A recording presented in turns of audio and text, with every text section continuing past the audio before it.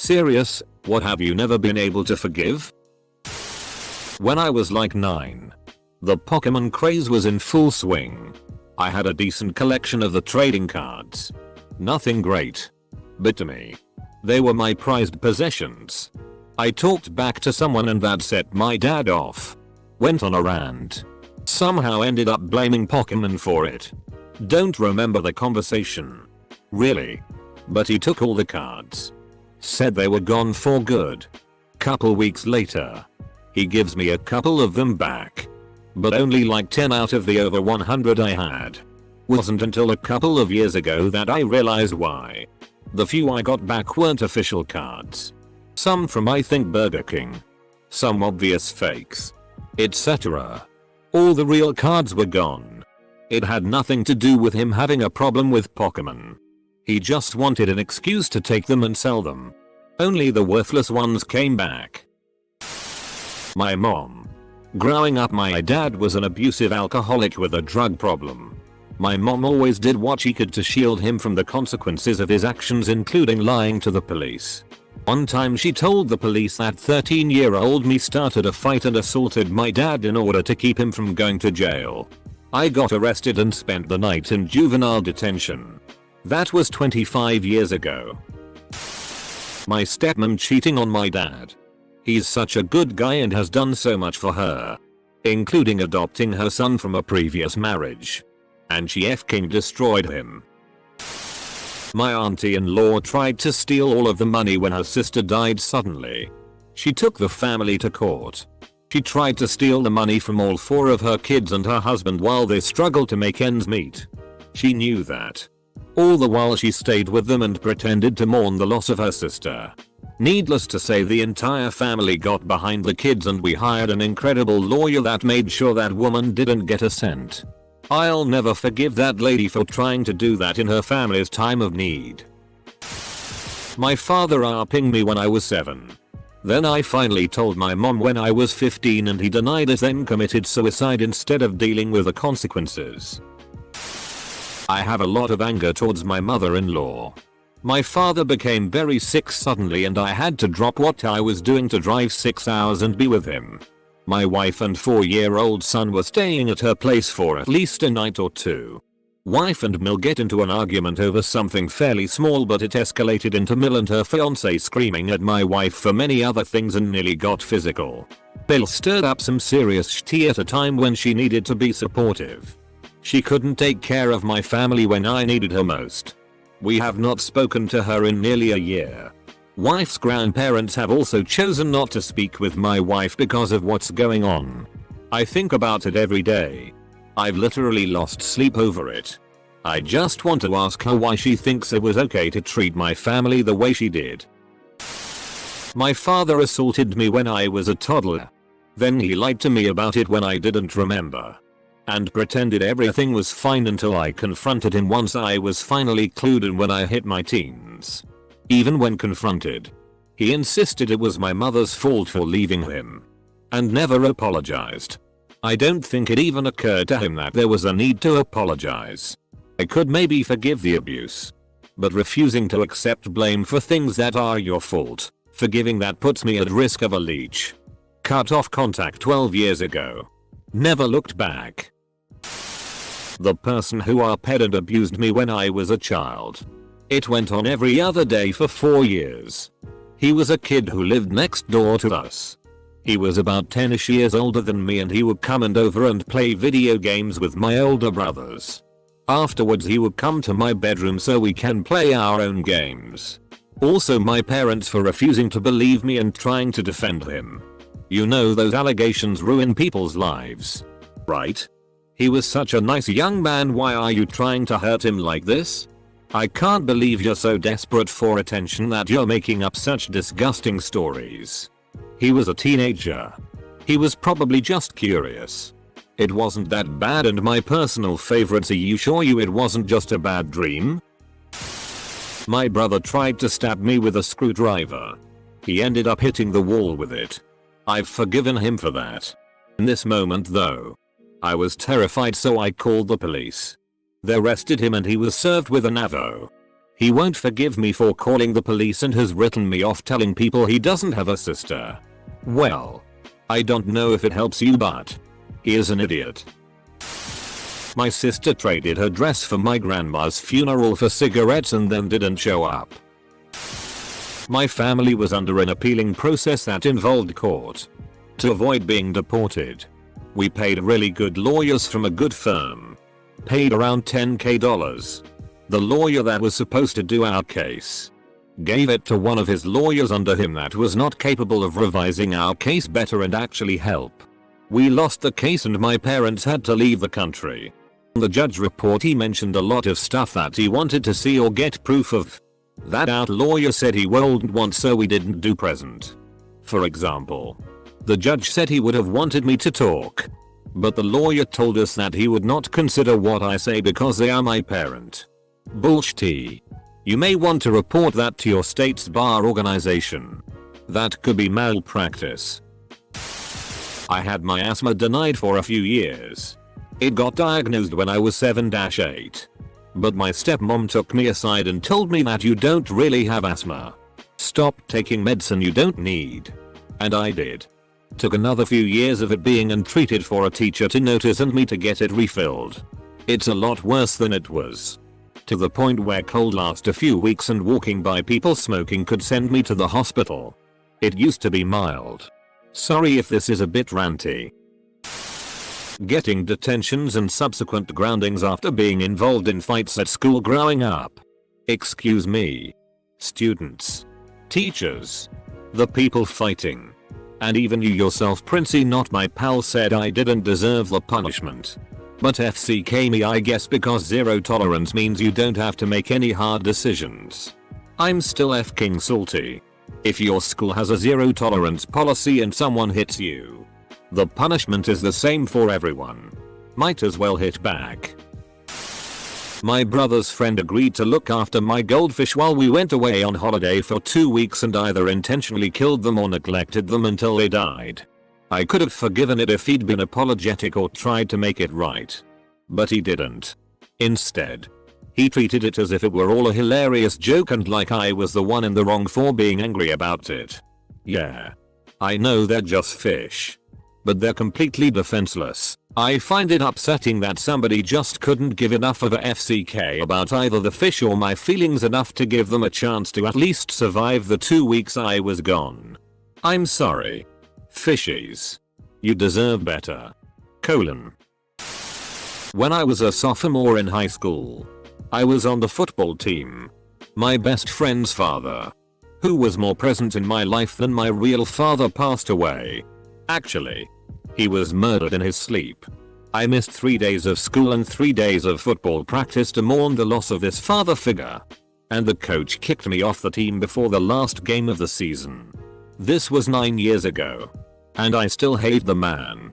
He was recently arrested for sending nudes to a 15-year-old at the school and I rejoiced.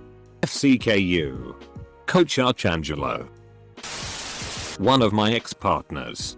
They kept threatening suicide and self-harm if I tried to break up the relationship. It's been 3 years since I dated that asshole. But I can't help but wonder why they kept doing that. All I know is that they weren't controlling during any part of the relationship. Except for when I tried to leave due to their mental instability, as it was affecting my mental health as well. And two mentally ill people being toxic to each other makes a relationship worse. The driver of a truck that came speeding through our residential neighborhood and killed my neighbor's beautiful collie. The guy just sped off, leaving the dead dog lying in the road. I was only a kid who happened to be standing nearby, a witness to this driver's callous, heartless behavior. Even now, as an adult, I'll never forgive him. My mother. She was abusive from as early on as I could remember. Up until I cut off contact with her. People say as you get older you understand your parents more. The older I get, the more I hate her because the more things I realize were completely not okay. I would like to just completely forget about her. But brains don't work that way. Close bracket. There is no excuse for child abuse. Ever. I don't believe we should try to control people having kids because historically that's just been used to persecute minorities. But I do believe some parents should be beaten to death and left in a ditch. How I treated a less fortunate young man in high school because I was a bully, and I'm assuming I just hated myself and took it out on him. He only had like 3 shirts and I'm not even sure his family had running water, so I bought him Axe body spray and deodorant as a joke, and he thought I was being nice so he gave me a hug. There was so much more. I called him names and just treated him terribly, and I'll never forgive myself for that. So he gave me a hug. Why do I have a lump in my throat now? When I called my, admittedly narcissistic, mother because I had been notified that I was going to be called to testify against my sexual abuser in federal court, the very first thing she said was, "Whoa. Do you think they'll want me to testify too?" I always kind of was aware that she was a selfish asshole. But that moment really drove home how incapable she is of ever thinking about anyone other than herself. Not sure if I can ever forgive. But right now it sure feels like I can't. Wife cheated on me with one of my best friends. Found pics and messages on her phone one night. We are getting divorced. She even had the audacity to say I don't understand why I can't be with him.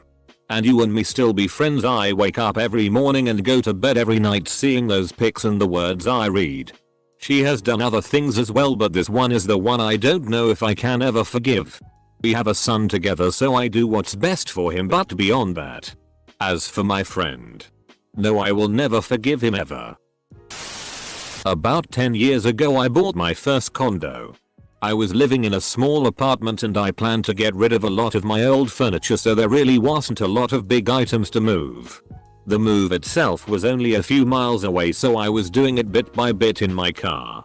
A friend of mine offered to help me move all of my final items because he had a pickup truck. We talked about it a number of times. 2 days before the move, he vanishes. Texts, voicemails, emails unanswered.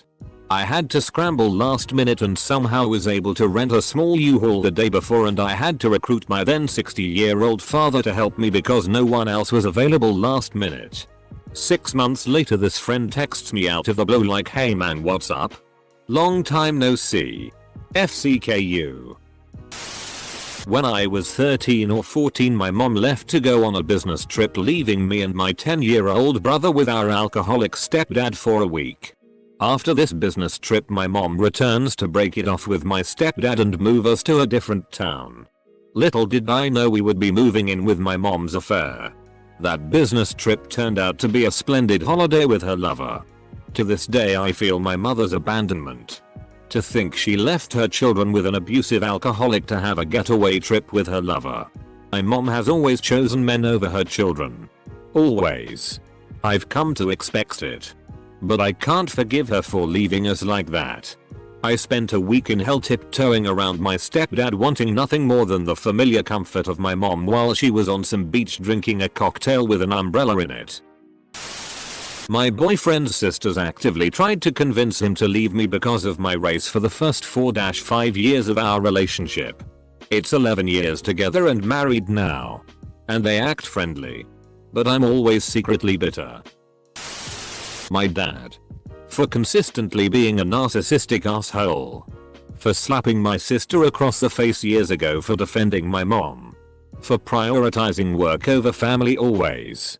For threatening to leave our family on my 18th birthday. For threatening to throw me out on my ass on my younger sister's birthday. For telling him to not be mean to waitresses at a restaurant. The bastard who took my innocence at age 6 and gave me PTSD. Nightmares. Trust issues and depression. A family member forgave him and was showing off pictures of them hanging out one Christmas. FCK that guy too. I won't tolerate people who think our pay is okay and something to get over. Bullying.